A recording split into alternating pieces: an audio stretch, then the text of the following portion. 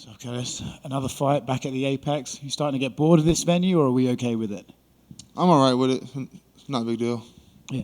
With this fight, right, it's kind of a weird one where you kind of know exactly what you're going to get. A guy who's going to stand there and try and hit you really, really hard. Does that make it easier to train for because you know what style you're dealing with, or harder to train for because you can't really replicate that in sparring?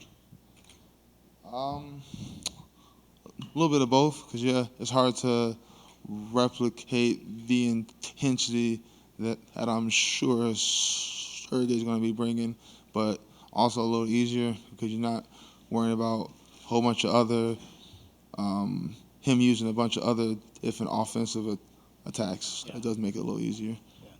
I'm sure when you were preparing for this fight, the one that everyone's going to point to is the Overeem fight, right? When he first got to the UFC, kind of got out-grappled in that. Is that it? Do you look at that and go, well, if Overeem can do that, and I know I can do to Overeem, then I know what I can do to this guy? I mean, that's not like, I don't believe in MMA math because that'll get you screwed up. But I look at that film. I was actually there that night because I fought Francis that night, so I watched it. And yeah, that does give me confidence that if Alistair can take him down and hold him down, I'm confident I can also. Yeah. It's been a while since this topic has come up, but I only asked because of his explosive aggression. Is a smaller cage something you'd rather not be dealing with, or does it not even come into your mind? The smaller cage, it does allow for a lot more engagement, but if I'm using my footwork the way I know I can and using my high lows, I don't believe it's going to be an issue. Do you think his recent success is coming because he's fighting stylistically guys who will stand in front of him and just be there to be hit, if you know what I mean? A little bit. I think, his past opponents, they've been pretty much stationary, and I'm the opposite. Don't like to be stationary. I like to always be moving, presenting multiple targets, and I think, his past opponents did the exact opposite and played into the brawling game he wants.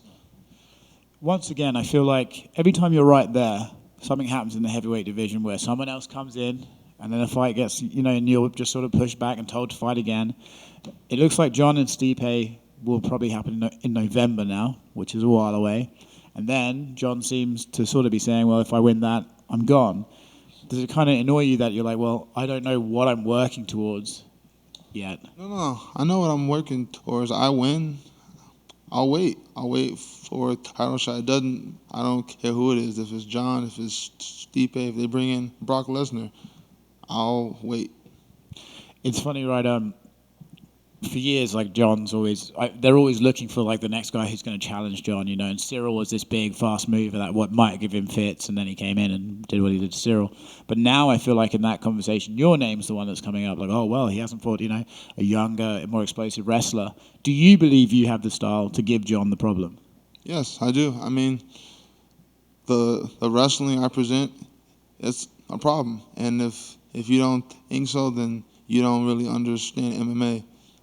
The ability for me to take the fight from on the feet to the ground when I want to puts more mental pressure on my opponents. They have to think about it.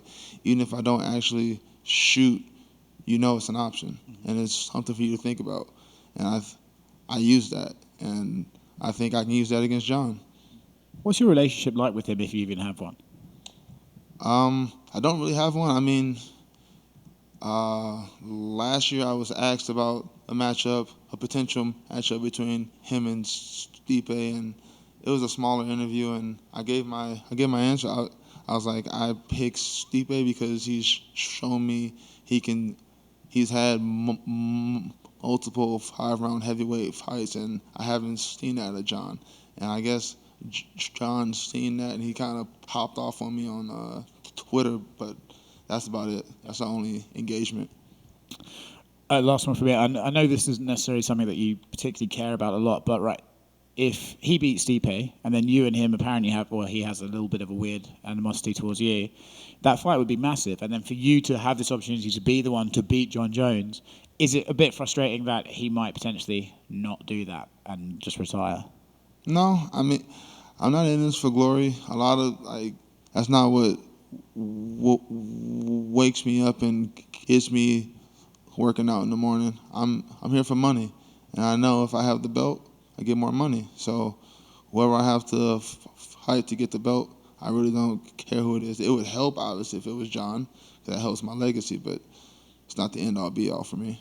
Well, if it's about money, if you beat Jon, you'd be the champion. They'd give him a rematch, and then you'd have the champions clause for the rematch. Yeah, there's more money.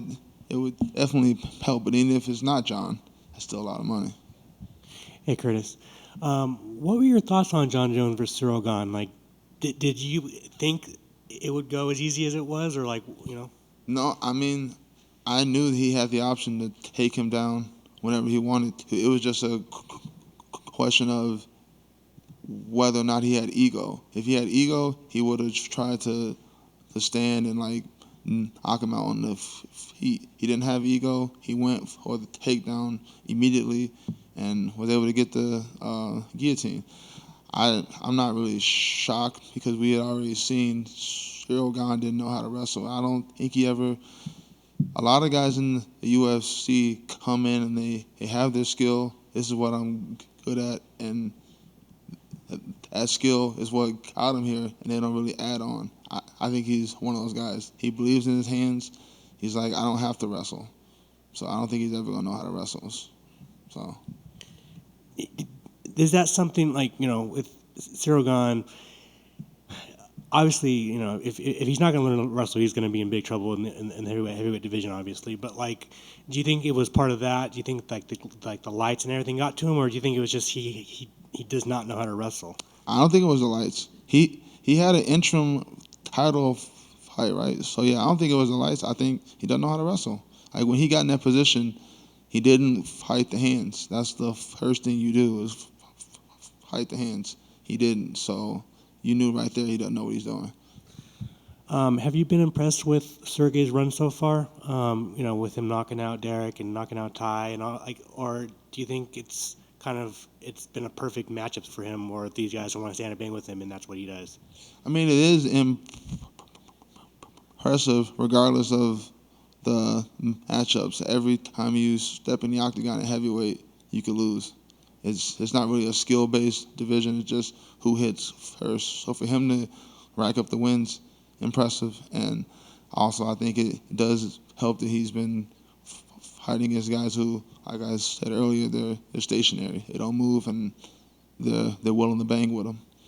And finally, former opponent Francis Ngannou obviously left the UFC. Do you think, you know, there was a lot of, you know, questions about him leaving, but it's kind of cooled down by now. Like, do you think it was a mistake for him to leave? No, I do believe he will. He only needs to have one fight where he earns like $5 million for it to be a win for him, and that can happen between now and the next 4 years. I believe it'll happen. So I don't think it was a mistake.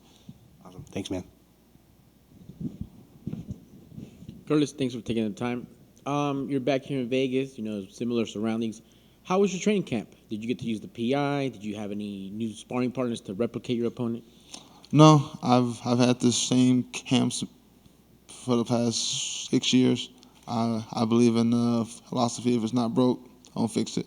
And no, I haven't used the PI. I live in Colorado, and I don't think it's worth the fight out here. So.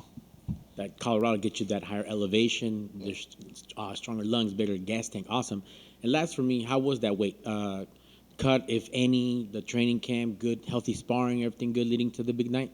It was a great camp, and I really don't have a weight cut. It just happens on its own. Excellent, sir. Good luck on Saturday. Thank you. Hey, Curtis. Your opponent already served as a backup fighter for Jon Jones and Cyril. Would you serve as a backup fight for Stipe and Jon? Would that be something you'd be interested in? Yeah, why not? That's an easy, yeah. Were you a little upset that they didn't ask you for that last one, or did they ask you? No, I wasn't asked, and no, I wasn't upset. Thank you.